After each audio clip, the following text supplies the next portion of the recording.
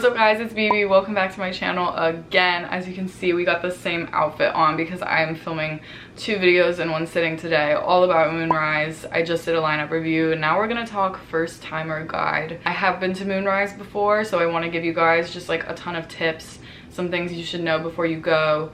But if you're interested in the lineup and the artist playing, definitely go check out the lineup review. I also have, I mentioned this in that video as well, but I do have a moonrise vlog up on my channel. It was the first vlog I ever uploaded. So it's pretty rough, but if you want to have a laugh, it's on my channel. It's one of my oldest videos, so you can feel free to go check it out. I also am selling tickets to Moonrise as an Insomniac affiliate because now Insomniac owns this festival, which is also a reason it's going to be a little different this year in comparison to when I went. It was still a Steez event. So if you want to buy tickets through me, I will have a link in the description, as well as to some other Insomniac events. I have this one, Project Glow Philly, EDC Orlando, and Escape Halloween. So if you're interested in any of those festivals and want to purchase through me, all the links are always in my description, and it just helps support me and my channel. So thank you very much if you bought already. If not, there's still time. And with that being said, let's just jump right into everything you need to know about moonrise. First thing I want to talk about is weather.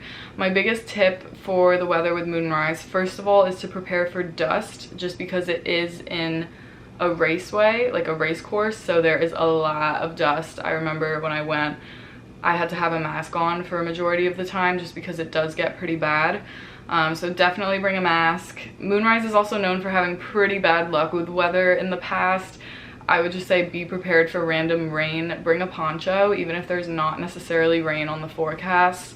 But generally during the day, it's very hot. This festival takes place mostly when the sun is out. Doors are at 1 p.m. and then it ends really early. It ends at like 11. So you're in the sun for most of the day. So just make sure you're staying hydrated.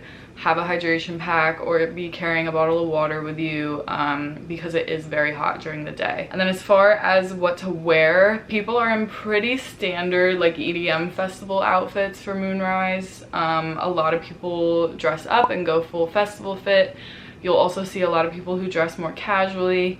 Anything goes. Feel free to wear whatever you want. I would probably go a little more casual for moonrise. Like I wouldn't go like full-blown EDC fit. Well, I honestly usually dress pretty casual for festivals, so I feel like I can't speak to this category much. But yeah, like I wouldn't wear like my EDC outfits to moonrise. I would probably for moonrise just be like chilling in like merch and something very simple.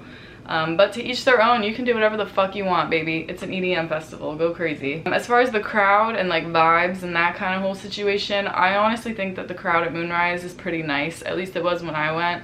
I made a lot of friends. It was fun.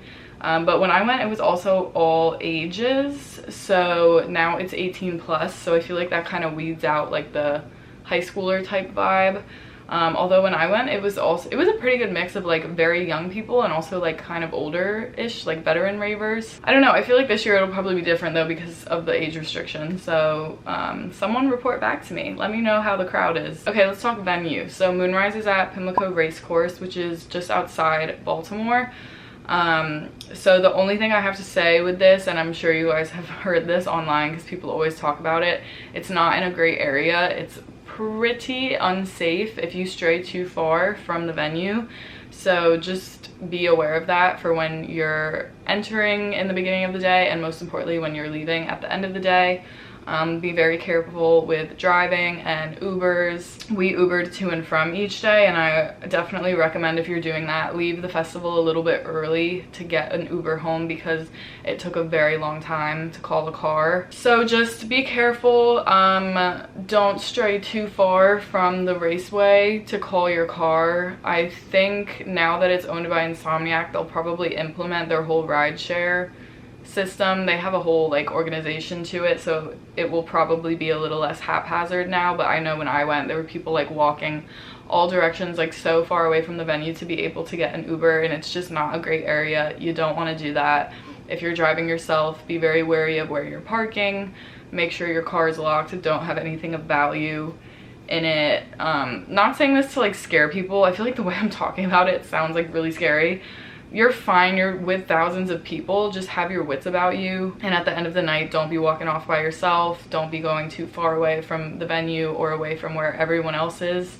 You just have to be alert. It's not the best area. That's all I have to say. Moving into stages, so this year there are 3 stages. When I went, there was another like smaller one that was like all like the house music, and like IO played there as well. I don't know what happened to that one. I guess they probably got rid of it just so that they could like upgrade the other 3.